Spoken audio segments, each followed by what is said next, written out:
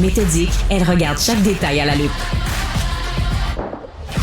Elle décortique les messages et analyse les non-dits. Karima Brick.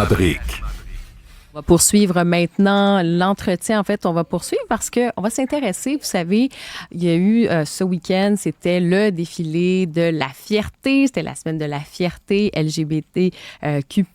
Mais on va s'intéresser maintenant aux aînés. Parce que pour plusieurs aînés, c'est compliqué quand c'est le moment, par exemple, d'aller vivre en CHSLD, en résidence. Pour certains, ça peut être extrêmement stressant, voire même traumatisant. Certains vont se demander, est-ce que ça va être accueillant pour moi ou est-ce que je vais littéralement devoir faire une sorte de deuxième coming out? On va en parler avec Gisèle Tassé-Goodman, qui est présidente du réseau FADOC. Gisèle Tassé-Goodman, bonjour. Bonjour, Karima. Merci d'être là aujourd'hui. Est-ce que la vieillesse, le fait d'avancer en âge, est-ce que c'est stressant pour plusieurs personnes issues de la communauté LGBTQ+? Je devrais vous dire, par contre, dans un premier temps, qu'il est primordial, il est important à nos yeux de se rappeler que l'inclusion des personnes aînées LGBTQ+, c'est vital, c'est primordial dans la société et qu'elles doivent pouvoir vieillir dans des milieux où elles se sentent respectées dans leur individualité.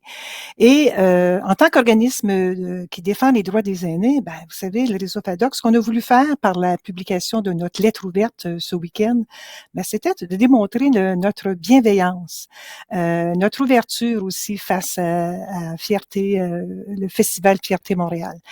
Vous soulevez un point, oui, effectivement, on sait que j'ai été estomaquée d'ailleurs par le sondage qui révélait que 62% des Canadiens considèrent qu'il est difficile pour les personnes homosexuelles de vivre une situation amoureuse ouvertement, donc dans des centres d'hébergement. Vous savez que les personnes aînées LGBTQ hésitent toujours aujourd'hui, souvent à divulguer leur homosexualité ou leur transidentité par crainte de subir des préjugés ou encore de vivre de l'intimidation. Et on estime que 10% des personnes aînées sont LGBTQ. Ça peut surprendre, mais ces personnes-là restent largement invisibles, principalement par crainte de divulguer leur homosexualité ou encore leur transidentité. Et ça ne devrait pas se produire en 2024. Hein? Et c'est pour cette raison que nous participons au programme pour que vieillir soit gai, hein, pour que les aînés se sentent Ça, c'est un programme de la Fondation Émergence qui a été créé il y a quand même un petit bout de temps. Là. Ça fait quoi, 12 ans que ça a été créé, ce programme-là? Effectivement, ça fait 12 ans et ça a montré des résultats positifs, vous savez. Et la FADOC est partenaire de la Fondation Émergence. Et nous avons adhéré officiellement à la charte de la bientraitance envers les personnes LGBTQ+. C'est la Fondation Émergence qui en est la source. Donc, on démontre les 11 principes de bientraitance, d'inclusion, de la diversité sexuelle et de genre. Vous savez, ils ont des programmes, ils diffusent de l'information, ils ont une trousse d'outils, ce qui est intéressant, afin d'assurer de mieux que les gens aient un milieu de vie plus inclusif.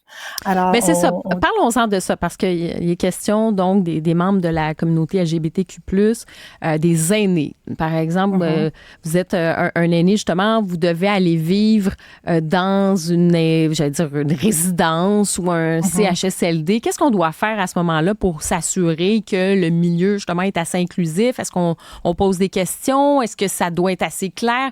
Qu'est-ce qu'on fait à ce moment-là, là, concrètement?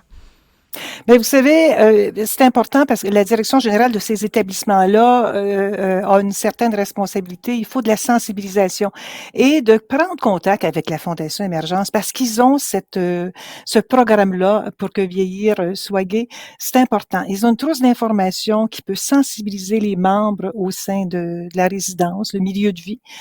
C'est animé, il y a des conférences, des ateliers, il y a des kiosques, des séances d'information.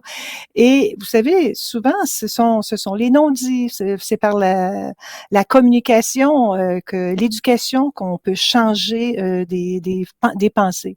Alors, je sais que la Fondation Émergence offre ce programme-là aux intervenants du côté médical, les médecins, les infirmières, les préposés.